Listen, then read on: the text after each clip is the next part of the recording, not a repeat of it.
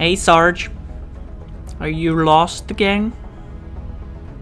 It's a big base. It happens to everyone. Okay, let's get right to it. Experimental warfare is done. Should have probably done this a long time ago because it gives us a lot of stuff. Let's see here, one by one. Reaper rounds lowers aim, but does extra damage. Substantial extra damage, so good for people who can get up close. Foundry gives us improvements to items and weapons and passive upgrades. Phoenix cannon for our ships, and a flashbang grenade that lets us. It's a flashbang grenade. It makes people aim terribly, and a penalty to movement as well. Let's chop up a muton. This is the most physically aggressive specimen we've discovered so far, which the troops fondly refer to as the muton. I can only assume there's a colorful backstory for such a designation. Yes. Adrenal neurosympathy. When you kill something, you become so happy you just spooge all over the place, and all your teammates will be like, yes. Based on what we've seen in the field so far, including several grotesque examples of trauma resulting from the emergence of its young, we've taken to calling this specimen a chrysalid. Okay, that's great. What did we pull out from its body? Sitting plating to make reduction to melee damage, and a needle grenade that it's as good as a frag grenade, except it cannot penetrate cover, but it does over a much larger area. That's nice. I'm probably never gonna use it. Bioelectric skin. What we have here is a spider sense that can discover, but without alerting, nearby invisible enemies. And you can't be strangled, which is excellent, fantastic. But I want to improve our combat chances, so it's between beam weapons and the carapace armor. I can't decide. I'm going with the armor because I don't want my people to die. So here's Dennis again, going back to his tube. Because I want to try out the new gene mod I unlocked there. And Dennis, he's always struck me as the guy who kills stuff and then becomes super happy about it, so that's fitting. Awesome. The adrenaline spike caused by killing an enemy can now be channeled into a hormone cloud, making it contagious. You make it sound even more disgusting than you have to, Valen. Oh! Cyber Labs! Awesome! This is where the game really happens. So yeah, let's see. The soldiers who volunteer for mech trooper augmentation sacrifice much, but they do not leave themselves entirely behind. A mech trooper will be able to apply some of the training and knowledge from his or her previous combat specialty to the cybersuit's operation.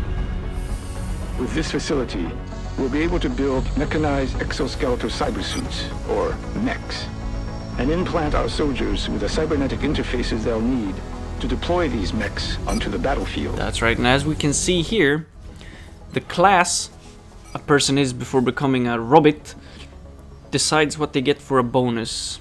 Björn, you once gave your life for humanity. Are you willing to again sacrifice your life and humanity to become a prime defender of Earth? With a body shield that gives the closest enemy a penalty to aim on you because you were a heavy. Patrick Anders, you once got blasted to shreds by a floater. Are you willing to sacrifice your limbs and your sexy voice to defend Earth? We'll find out in 3 days when your freaking amputations are complete. What Shen said there is, we're gonna chop off your arms and legs in order for you to fit.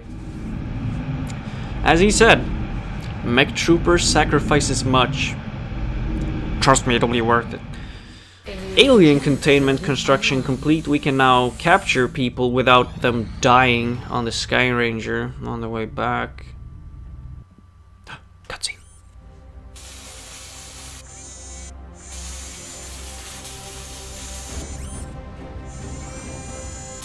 The cybernetic interfaces are holding stable. but they're of no use without a cybersuit to interface with.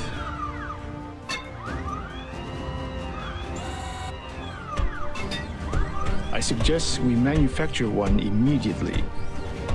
When our new mech trooper equips that suit, I think you'll be pleasantly surprised with its capabilities. Patrik, I'll make sure your sacrifices was not in vain. I will make you into a true killing machine. That what we saw there was Patrik Anders being alive and well after his augmentation. But we have no suit to put him in yet. So let's just go to mission control fast to see that Björn Stockholmtiger is also indeed complete. So let's see, let's just carry on with the rest of our duties for this month. The council report is in 2 days, which means we'll be getting money, we'll be getting paid, so, you know, it's gonna be great. Here's a generator is complete, thank you. So here we can see 1 day left for the council report, nothing can happen. So let's just launch one of our 3 satellites to the UK, so we don't lose their funding. We're gonna get an extra scientist and lots of moolah. So let's see. South Africa is not in panic, but we do want the complete Africa bonus. So now it's just Egypt left there. Hopefully we can maintain peace in Africa. Let's leave the rest as it is, yeah. Alright, let's talk to the council and get our grades. Incoming transmission. We are extremely impressed with the progress of the XCOM project thus far, Commander. 435 bucks. Recent results were beyond our expectations. We only got 1 engineer, which is very shabby. But that means we're going into the mech construction area. We can choose to build either a fisty punch or a flamethrower, which means we'll of course be buying one of each. 1 mech with a flamethrower and 1 with a punchy fist. So let's see, that took a lot of cash, but you know, I don't care, it's gonna be worth it, right? So here we have Björn Stockholmtiger. Let's see if we can make him look more the part. Let's put him in the suit first. The flamethrower stream will burn not only the cone of our mech trooper, but will spill into nearby areas as well. Seeing as Björn loves to burn stuff, he dons the flamer suit and his new orange robotic looks. So let's see. Let's see what we can do about Patrik. I didn't get a cutscene for the punchy fist suit, unfortunately. But there you have him. All the mechs will get their own colors instead of like I usually do with each class having a united color. So let's see, we can give them extra defense on Overwatch or remove the aim penalty on Overwatch. So let's see, let's go defensive at first because I've never played with mechs before and I'm gonna have to get used to a little learning curve there. With the rest of the money we're building an officer training school so we can increase the size of our squad in the future and some other nice things. And let's put some improved weapons on our ships so we don't have to miss any UFO encounters in the future. The carapace armor is done without us ever having to go into combat during its research time. So it's time we... Let's see, we got the skeleton suit upgrade. That's for another time. Let's go to beam weapons. We need to improve our weaponry substantially. So let's see, stuff happens. And India wants gas grenades. We can't make that happen right now. Officer training school is done. Don't really think we can afford any upgrades from it as of now. Yeah, officer training school, increase squad size, reduce medication times and all that, whatever. We've picked up multiple requests, but that's not actual right now. Oh, wait. That's not a priority right now, because we are going to Russia. So let's see. Oh, this is how a squad looks like. We're gonna take Stockholmtiger and Anders for a spin, and have Koch and Epich on support here. So this mission will be... hopefully it's an easy mission, because this is the first ever time that I have deployed mechs into combat. Look at those mechs. Whatever aliens will show up here will have their days critically ruined. Trust me on that. They're gonna get screwed. So this is a map I am not familiar with, so let's go to some... let's go take the height here. Let's see, as we move on, nothing really dares to show itself until Steffie moves up. Floaters. Patrik had most of his memory wiped when he became a mech, but he has one thing forever printed in his memory, and that is his extreme hatred for floaters that once took his life from him. So let's see, an ability mechs have is collateral damage. It does only 2 damage and it has no critical chance, and you're like, what? That's terrible. Yeah, but it instantly detonates cover. Which means if someone ever takes cover behind a car or a truck or anything, we can just instantly make it explode and do a lot of more damage. So that's what happened there. They hit by a car. And they got the bull's horns. Only drawback is it pretty much instantly depletes the entire mech's ammo, causing it to reload. So you see mechs, they have lots of health, they have big bad weapons, but they can also not really take cover. The only thing they can do is break line of sight, and they spend a lot of ammo, which means they can't fire many times without having to reload. And that is things I will learn as I go on this mission here. You can see one floater is on Overwatch, and Patrik has an empty clip, as you might have seen here. So I'm moving him behind the truck. It's not cover, but it's breaking the line of sight, and it gives me the opportunity to reload. Ready to engage hostile targets. So let's see what Björn can do. Let's take a pot shot at the Overwatch. Didn't help us really. Need to reload. And unfortunately caused him to be forced to reload next turn, which, you know, I didn't know at the time. So Steffie pops her cute little face into cover here. Let's see if Epich can do something properly. With a shotgun on that range, nothing good can really happen. So hunkering down is the best bet here. One of the floaters decides to teleport to flank Eve Epich, but it doesn't get a shot, so sucks to be him. And here we have Stockholmtiger taking a blast. It's 5 damage, which is a lot at this stage in the game, but he's a mech, he can take it. Eve Epich blasting the face off a floater like that's everything she knows how to do. You can see on Stockholmtiger has this little shield thing going on. That's because he was a heavy before he became a mech, which makes the nearest target have a worse aim on him. Flamethrower missed because I didn't know it wouldn't hit a flying target, come on. I'm just trying to learn, you guys. Seriously. Here we can see 55, it's not the best, but Patrik is full of surprises. Patrik's passive ability as a mech is that if he doesn't move, just fires at the start of his round, he gets a very nice increase to aim. And I think critical too, I don't remember. And that's because he was a sniper before he was butchered and turned into a mech. So you can see a single floater appears in the woods.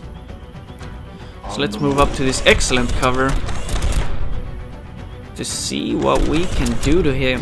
Stockholmtiger has to reload again. Everyone has to reload all the time, especially the mechs. So let's see what Patrik can do to him. 75% chance to hit, but I reloaded. I don't know why. Could have just taken the shot. I'm on the move. So let's see if Steffie can dish out some damage. And here is a critical flaw that you can do if you're in too much of a hurry in XCOM. Forgot to switch your weapon back to the rifle. That's a bad thing. Always check your weapons before you check your aim. That's important. But at least the floater was hit, and it pissed him off, and it made him call for his help, friends. So now we have two thin men there, hurdled together, and the floater just disappeared. We've already lost one meld. We could see the other meld is right in the throng of enemies there, so I'm not gonna make a move for that until it's safe, if ever. So let's see what Anders can do with his collateral damage here. I'm still figuring out how to use this ability at the recording time of this video. So he just did 2 damage, which is pretty useless. But let's put Steffie in better cover, and her little tiny move caused 2 floaters to show themselves. So we have a total of 2 floaters, 1 injured floater, and 2 injured thin men on us right now. And that could mean some serious damage. Stockholmtiger can't engage his collateral damage ability, seeing as he's face first into cover. But it does 2 damage, it says, so here I am thinking, kill the thin men. But now it only does 1 damage. I don't know why, I'm still learning. So let's see what we can do with the rest of our turns. Doesn't look like much. Evepich only has the shotgun, meaning she can't shoot very far. Decisions. Steffie, you're still holding the pistol. Switch back to the rifle, please. Steffie. Yeah, the smoke grenade is the best bet, seeing as we're being targeted by a lot of heat right now, so let's go as defensive as possible here. Can we take that shot, really? No, we couldn't. But thanks for trying. And I agree. Cholera. I understand the Polish. I know all of it. Let's see.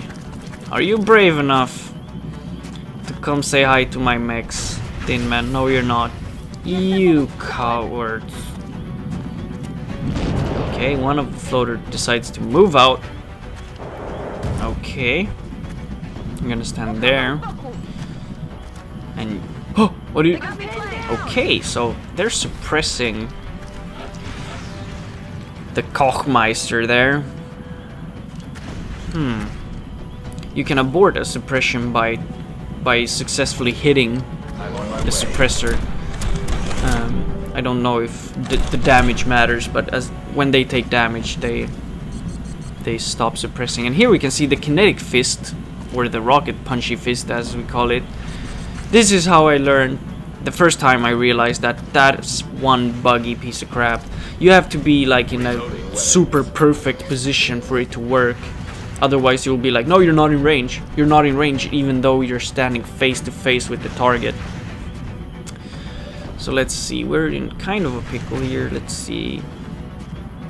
Eve has the ability to dash all the way up there, but that's only gonna get us all killed, really. Can we move down here? Alright. At least she has a perfect shot on that floater. Steffie can't do much else there. Björn is completely dry, so we're moving him back into cover. And I forgot the Thin Man was on Overwatch, but it doesn't matter because he's drunk or something. See the way he stands, he's totally drunk. Can't fire for shizzles. So it's time for you to reload. Steffie's still suppressed, but at least we can take care of this guy. Because remember, we still have a main mission here. That's why I hesitated before killing that floater. We have to catch capture one alien alive and well for interrogation. That's our main mission right now. And the way you capture someone is you bring an arc thrower, and the more hurt an enemy is, the easier it will be to capture. That's right, you remember something being very damaged here? Like to Thin Man, perhaps? Okay, we lost all the meld, but, you know, it's okay for now. So after some consideration, hey Thin Man, I want to take you home. So after getting 10 billion volts to the brain, he's down for the count. Now all we have to make sure is make sure we complete the mission for him to follow us home. And also, you know, he's lying by a car or a truck or a digger. Let's make sure that digger don't explode, because that would kill him. Okay, Steffie, execute the enemy. Look him in the eyes and take his life. And we have one floater back behind this truck here, and then we're done. Right? That's what I thought at the time. But you know how I am. You will soon learn again. So let's see. Here's me again trying to figure out collateral damage. I still don't realize it's made for breaking cover and not to make damage happen, so I'm sorry. See, here I'm starting to realize, the covers are all shiny red. That's what it does. And I accidentally press, you know, to confirm the action even though I didn't want to. So, thanks for that, Björn. That was an excellent move, as ordered by me. And here's my mistake. I always forget about that one enemy. And Steffie, again, takes a massive shot in the ovaries. She's on the brink of death and whoa. Björn took a bad hit there too, but I'm thinking I'm at the end of this mission, so let's pass swift and lethal judgment on our enemies. Steffie, I know you're almost bleeding out and you've lost 50% of your body mass from that shot, but come on. Thank you. Pat yourself on the back. You did a good job, son. So now let's just go on a hunt for the last floater that escaped back here. See, we're gonna have to reload and all that too. Björn has to take cover because he did get sort of messed up by that shot. And even mechs can be damaged severely. He will spend days in sickbay just like anyone else will. But if they die, then Björn dies, and hopefully we can you can recover the suits and like repair them for other use. But you know, still don't want to lose the person inside of it. Here's Patrik being missed. I have no idea how that floater couldn't hit that one. That was it was a pretty given aim there. Steffie, you can mend yourself over there. You're relieved until this mission is complete. Thanks for your services and all that. Okay, let's just see if we can execute this floater and end the mission without any more bloodshed on our part. What's your aim? 84? Take the shot. God, look at those mechs. Those are some sexy robots. Another one. Alright, mission completed. Operation Cursed Thorn is a success. We lost all the meld, but we lost none of our brothers or sisters, and all the alien got murdered. So let's pack up our robots and head back to base. This was a really long episode. I'm really not at all consistent with the lengths of my missions. Promotions for everyone almost. Steffie, you're getting Sprinter because movement is important. Let's see, Björn here gets to choose between 2 extra damage on anything that has been autopsied. That's really good actually. And damage control, when you take damage, all further damage for the next 2 turns will be reduced by 2. And since Björn will be going defensive, we're going with that one. And let's see... Since I can't put you in cover, I might as well go defensive I know it on you wasn't at easy, but first. this could really be a turning point in our research. That's right. Not only can we interrogate the subject, but bringing in a... Yeah, Valen is super stoked that we caught a thin man alive. But the US and Japan are not as happy. So let's hope to God that we can help them. But alright, with some spare money in our pockets, we're making the new armors happen. We're making a foundry happen. What are we gonna build in this last slot here? Nah, that's for another time. Thanks for watching this excessively long episode. And I hope I'll see you next time. Laters.